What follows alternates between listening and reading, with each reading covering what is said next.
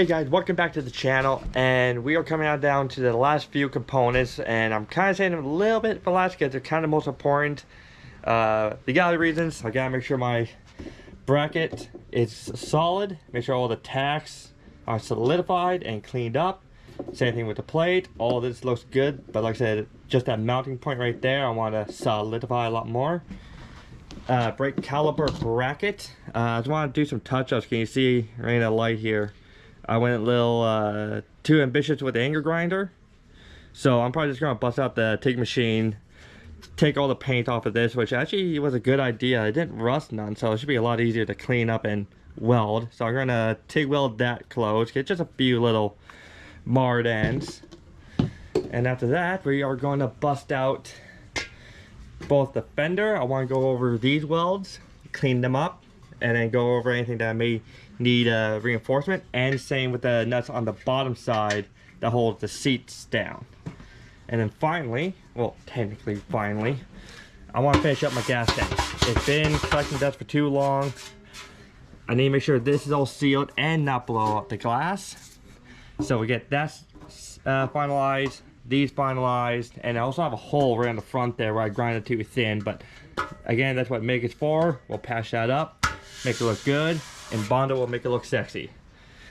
And also I have one thing I forgot to weld on the frame. It came off of my original swing arm, or my original portion of the frame, and that is the outlet for the oil drainage. So I gotta bust out that section of my frame, which I still have, surprisingly enough, and just cut that tab off and just weld it right back on this section here. So that'll be nice and quick and easy, down and dirty. And then we'll get ready to get the information out to get all this stuff both plated and sent off.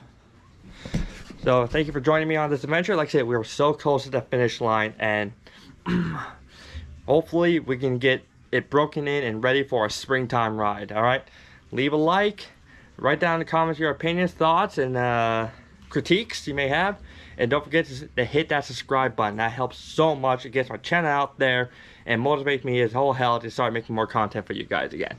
All right, so let's dig in, get you guys on time lapse and some music, and we'll get to it.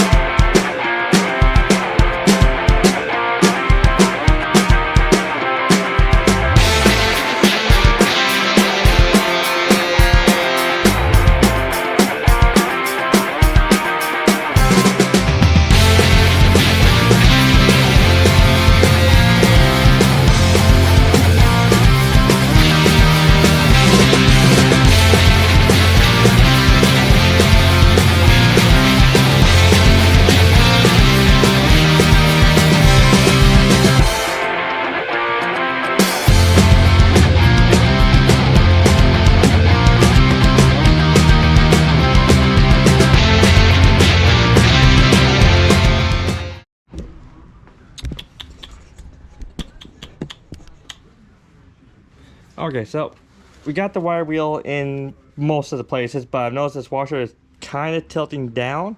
So I'm actually going to make my welds right along the back side here. This side is going to be tucked in towards the wheel hub, so it's not going to be seen.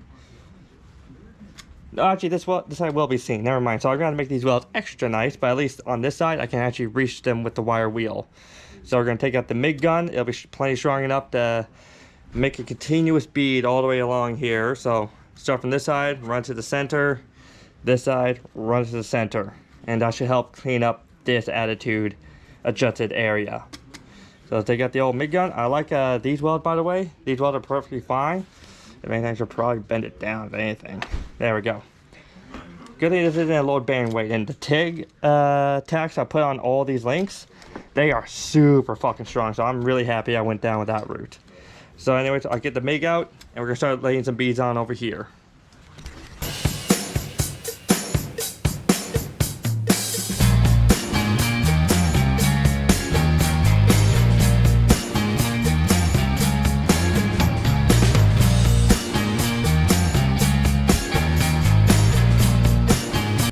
Alright y'all, so I'm just going to wrap up for tonight. But like I said, before I get back to work and start the next part of this video, I'm not done yet, show off some of those welds. Like I said, this is going to look a little bit better than just a few little splodgy tacks.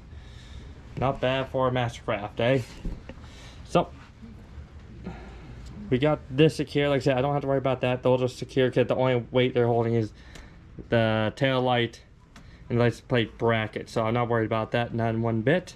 I'll toss this back outside, let that cool, and then we'll probably tackle the gas tank next. I really need to get to work on this gas tank, finish up the last few details on that, and this part right here.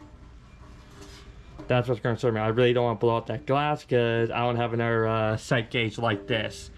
Last time it took eBay weeks to order this part in. So I'm going to take my time working on this, and we're going to get this gas tank sealed up, ready to fill up with gas. Alright, so hang tight. I'll be back with, I'll see y'all in a few days. You'll see me. Okay, so hopefully the music in the background doesn't demonetize me or copyright me. Anyways, so after I finish up the initial bracket for my brakes, the next thing I want to clean up and examine over is my adjuster.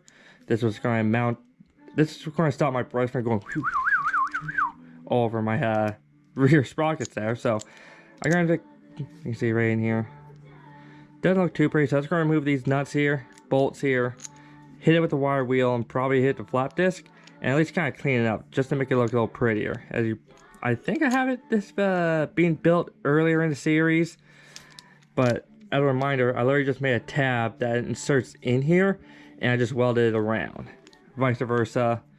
And this one, this side is threaded, and this side, you can see, fluctuates a little easier, so I can disconnect it a lot easier. So when it's time to work on my brakes, I can literally disconnect this end, let it drop, and then take out my caliper.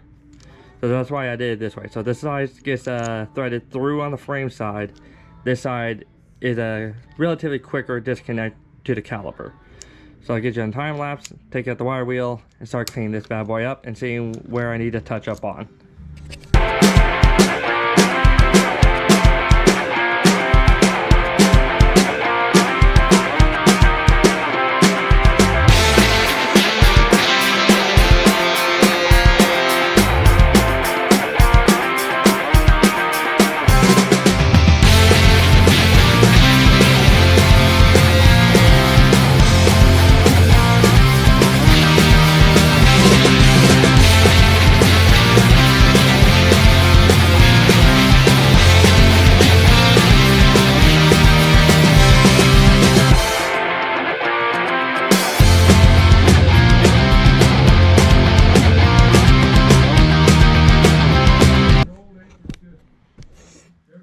Okay, y'all, we are just finished up the brake caliper conglomerate shit, and we also finished up the license plate.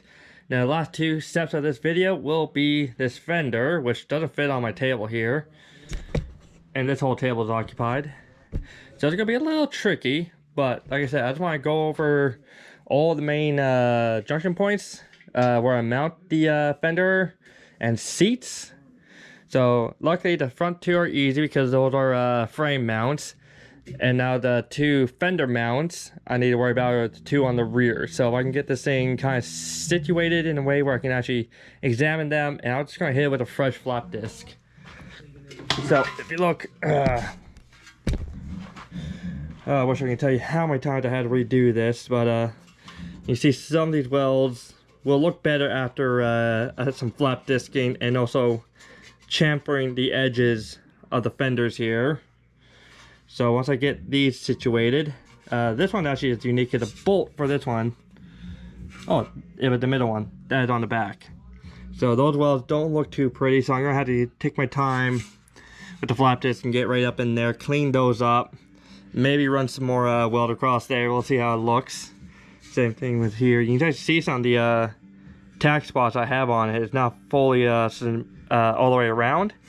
So we're gonna hit it all with the wire wheel again, get some of the dust and the rust off so I can have a clear view of what I'm doing. And then I'll probably bust out the welder again, or the flap disc.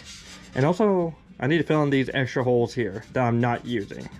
These aren't for routing any wiring or anything like that, so I gotta fill up these holes and clean those off as well. So that's the plan. Fill in the holes, clean up the welds, secure it a little bit better, and chamfer.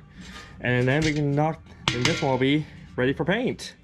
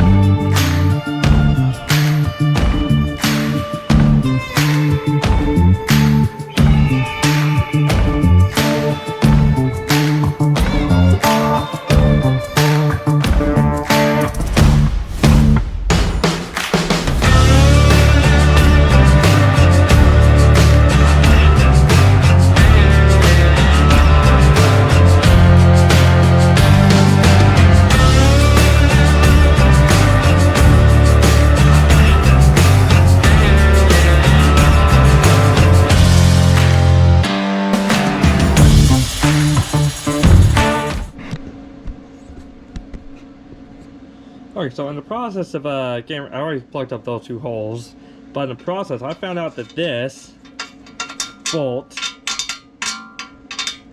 the threads are aren't biting. So it's a good thing I discovered this now, so I can still sacrifice this bolt just to plug it in, so that way I can actually run in a find a bigger bolt and run a tap through here to actually deepen the threads, so I can actually have some fucking bite.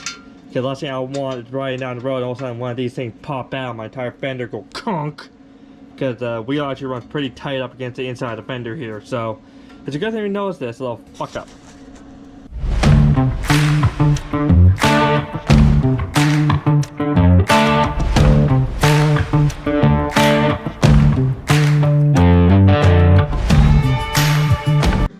Okay, so as you can see here, this is all still warm, but all those holes are nice and sealed off.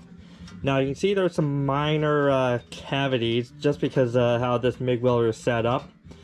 I'm going from a really thick piece of steel down to some thinner sheet metal. So try and make that transition perfect is going to be really difficult. But like I said, this is well structured, so it's not going to fall off. I have much more confidence in this. Plus, Bondo. The Bondo, like I said, this is going to be a painted piece. We can just easily Bondo it over and smooth it over with some sandpaper and make it look nice and flush. Obviously, with practice and experience and over time in building these bikes, these are going to look a lot better over time. But, like I said, I just got to do the same thing on the other side, and then we'll move on to the same thing with everything else on this thing.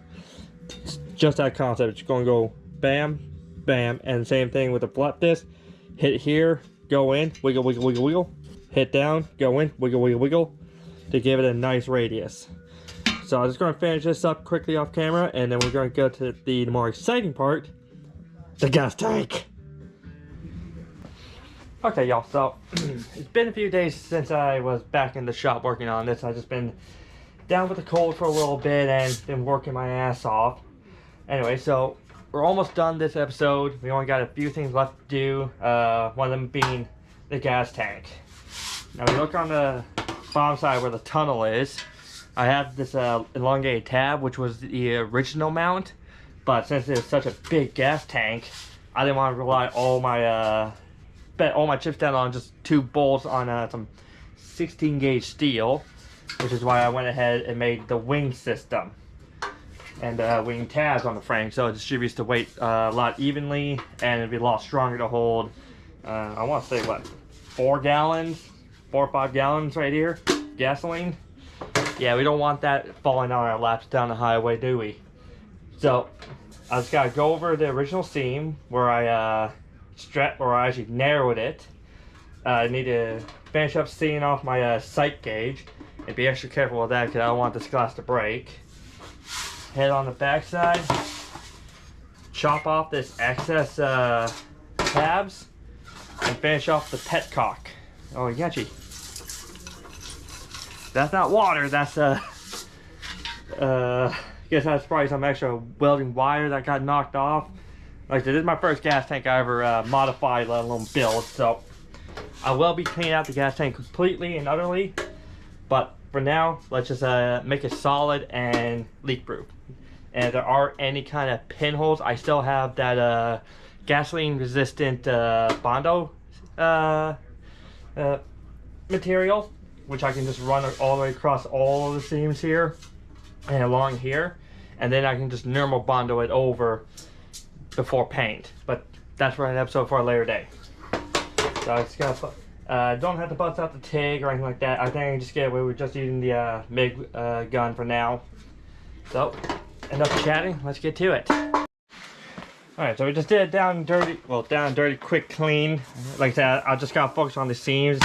The air shells are still hard and strong, so I'm not worried about that. It's just the seams here and petcock and sight gauge. And I might even touch up on the original gas gauge patch job I did there. So I just want to try focusing on here first, just so I can tack here, hit the corners again, move along, probably tack somewhere else and let this cool down. So this might be here to there, here to there, here to there, just because I'm really worried about this glass sight gauge here. So I'm going to get out the MIG welder and we're going to start tacking all this up in and just running back and forth, back and forth.